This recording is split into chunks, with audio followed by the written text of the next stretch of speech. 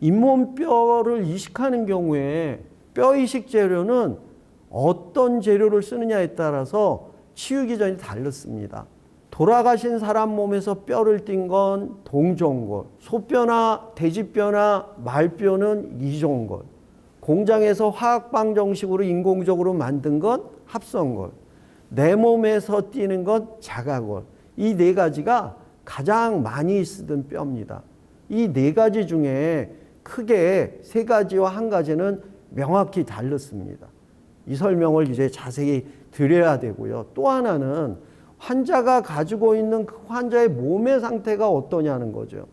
30세에 계신 환자분하고 99세에 있는 환자분하고 뼈가 똑같을까요? 다릅니다. 이런 환경을 보고 저희가 임플란트를 시술하는 겁니다. 제가 40년 전에 임플란트를 시작할 때는 주로 저는 자가골 이식을 했습니다. 말씀드렸던 것처럼 자가골은요, 내 몸에서 띄었으니까 현재 살아있는 뼈를 띈 거예요. 이 속에 살아있는 세포가 있어요. 두 번째는 뼈 형성 유도단백질이라는 게 몸속에 있어요. 얘네들은 주위에 있는 뼈들을 불러요. 뼈 만드는 세포야, 일로 와라, 일로 와라. 또 하나 있어요. 틀이 있어야 돼요. 그 틀을 따라서 뼈가 만들어지는 거예요. 이 세 가지 다 가지고 있어요. 틀은 전도, 유도는 그냥 유도 기능, 세 번째는 형성 기능이에요.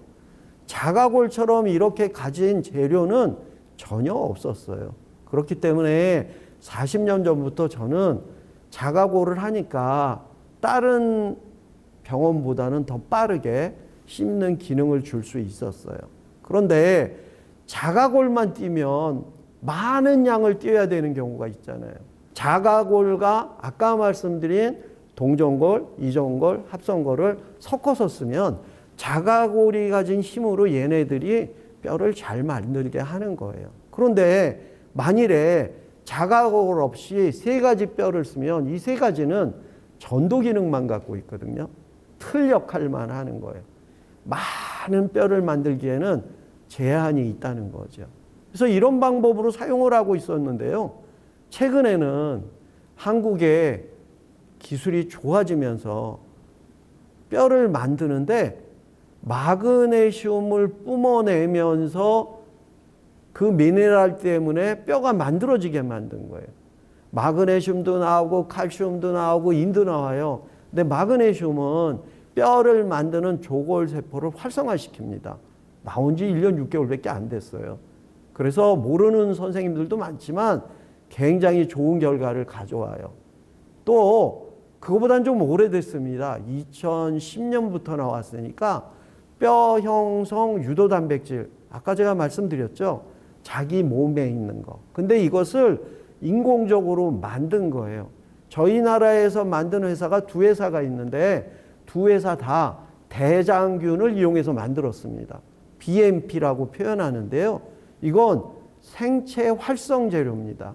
그래서 뼈를 잘 만드는 기능이 있어요.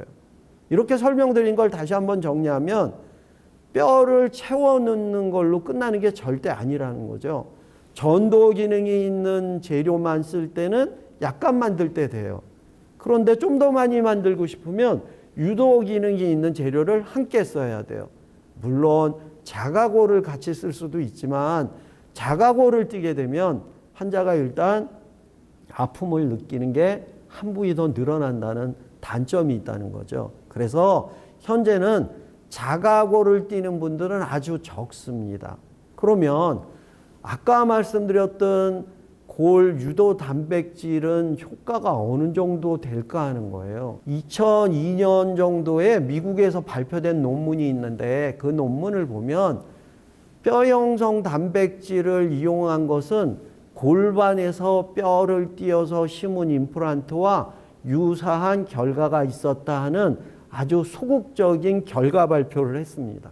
근데 저는 지금 저희 병원에서 2016년에 발표한 논문에 보면 자가골을 띄어서 했던 그 전에 골반뼈를 띄어서 했던 그 전에 임플란트는 6개월에 보철이 올라갔는데 뼈 형성 단백질을 하는 경우에는 대부분이 4개월에 보철이 올라갑니다. 왜 그럴까요? 골 형성 단백질이 가지고 있는 기능을 골 형성 유도 단백질이 훨씬 인위적으로 높게 만들어놔서 그런 결과가 초래된 겁니다.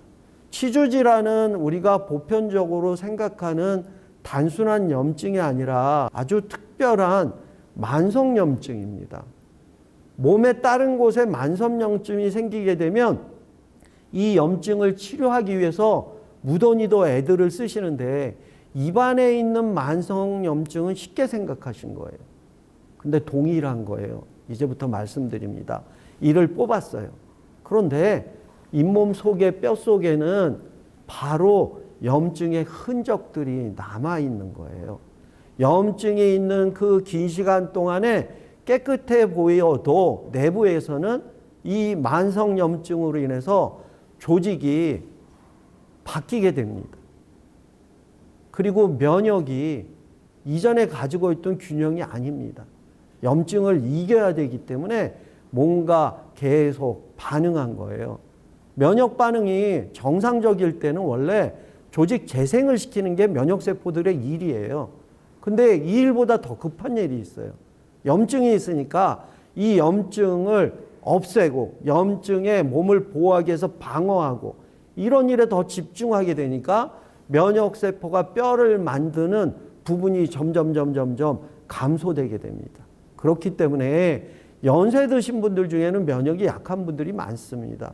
이유는 간단해요. 해부학적 구조로 흉선이 있는데 여기 면역세포가 있는데 얘네들이 연세를 들어가시면 점점 작아지고 기능이 없어져요. 또 하나 아까 제가 말씀드렸던 것처럼 염증의 흔적으로 남는 조직의 변화는 뭘까요? 염증 반응, 육아조직 하다 보면 섬유화로 자꾸 되는 거예요. 섬유화가 되면서 어떤 변화가 생기냐면 그 안에 들어가고 있는 혈관들이 있는데 우리는 모세혈관, 미세혈관이 잇몸에 많이 있는 거예요. 여기에 문제가 생깁니다. 결국은 피의 흐름이 혈류가 모세혈관에서 많이 흐르지 않게 되면 이런 문제가 생겨요. 수술한 부위에 산소도 오고 영양소도 와야 되는데 얘네들이 못 오는 거예요. 전쟁을 하는데 보급로가 끊긴 상태입니다. 임플란트를 심을 때 가장 큰 결론점은 뭐냐면 임플란트하고 뼈하고 결합하는 겁니다. 이걸 골유착이라고 그래요. 이 골유착이 단단하게 되는 사람도 있고 안 되는 사람도 있고 느슨하게 되는 사람도 있어요. 단단한 사람은 장기적으로 오랫동안 그래도 기능을 할 수가 있어요. 느슨한 사람은 시간이 가면서 점차 씹는 기능이 갈 때 흔들리거나 문제가 생겨서 실패하게 되는 거예요. 물론 아예 붙지 않은 사람은 처음부터 실패인 걸 알아요. 그래서 저희가 임플란트를 수술할 때도 그렇고 임플란트가 올라가서 보철이 기능을 할 때도 그렇고 영양에 관심을 갖습니다.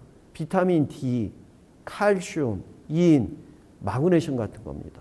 이런 것들이 임플란트 수술에 굉장히 큰 영향력을 주고 있습니다.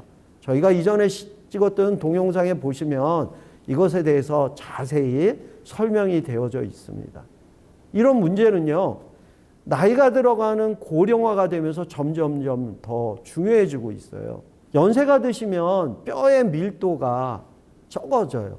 이걸 골다공증이라고만 표현하는 게 아니라 그 전 단계도 있는 겁니다. 그리고 몸에 조금 아까 말씀드렸던 노화의 결과로 재생 능력이 감소합니다.